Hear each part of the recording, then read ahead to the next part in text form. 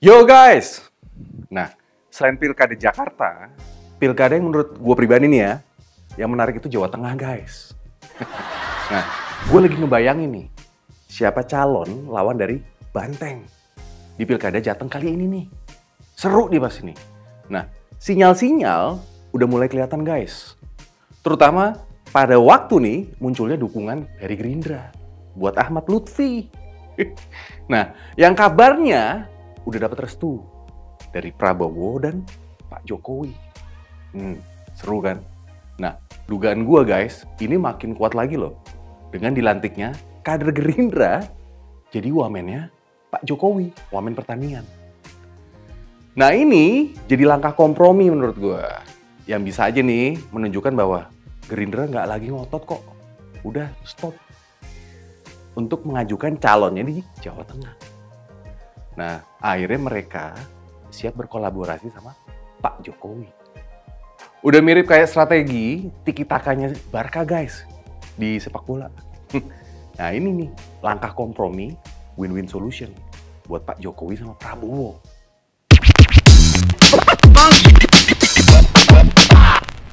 Sekarang, siapapun calon yang muncul nih, pasti orangnya Pak Jokowi.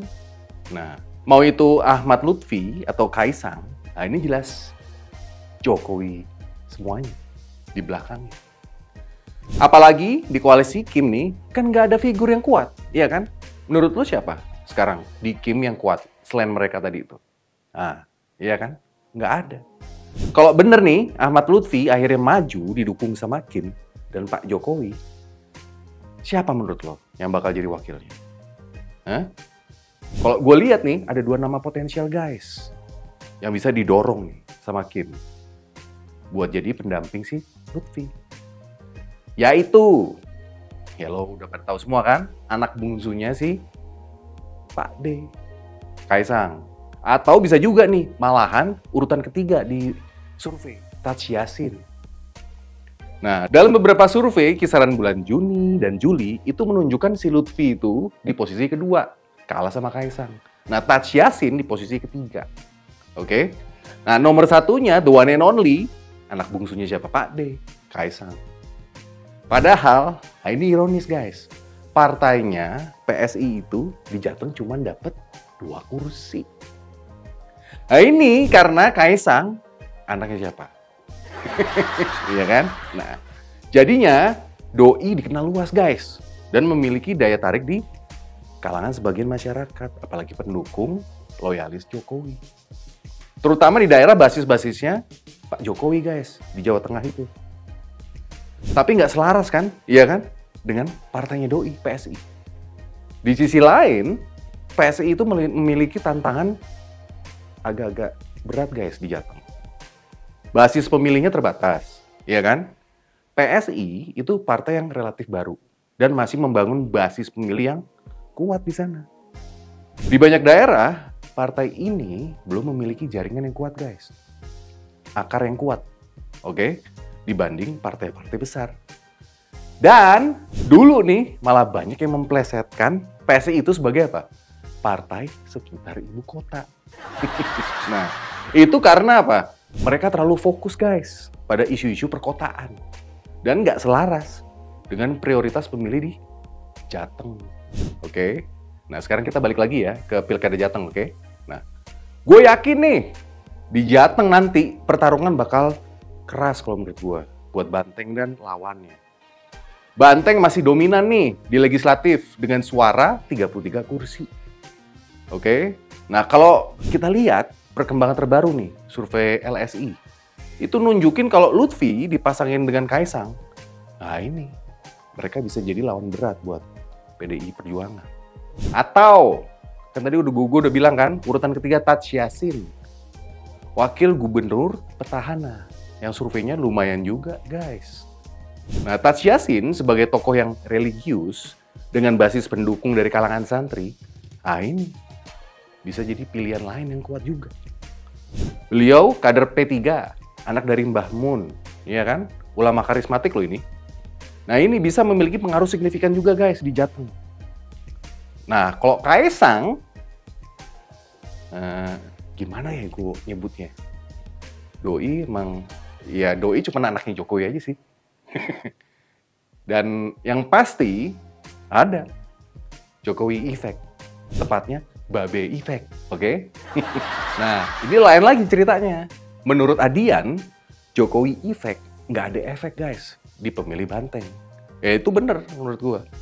Tapi ngefek ke pemilih non Banteng bang. Kalau pemilih Banteng di Jateng, gue tahu, gue paham, pasti loyal, oke? Mereka semua mungkin kira-kira sekitar 30-35% pasti bakal ikut keputusan dari partai. Jadi, meski ada pengaruh dari Jokowi nih, kalau di basis-basis Banteng itu sendiri, pengaruh tersebut mungkin nggak begitu kuat guys. Tantangan dari Banteng nih, sekarang gimana nambah sisanya nih dari lintas suara dengan modal 30-35% tadi, agar mencapai 51% minimal. Nah, Banteng di kandangnya sendiri nih harus berhadapan dengan kekuatan gabungan guys. Dari tokoh-tokoh yang didukung Jokowi dan Prabowo. Cilaka kan? Nah, jika Lutfi akhirnya menggandeng Kaisang, mendingan Taj Yassin bergeser ke PDIP. Memperkuat posisinya Banteng. Mantan wagubnya Ganjar Pranowo, menurut kalian gimana? Mending kemana nih? Stay di situ, Kim, atau Banteng? Gue sih nyaranin Banteng cepet narik deh. Harus diingat loh, PDI Perjuangan di Jateng itu bisa maju sendiri guys, tanpa koalisi. Yang buat menarik dari Pilkada Jateng nanti ini apa kalau menurut lo? Jateng bukan hanya kandang Banteng, tapi juga basis kuat dari Pak Lurah.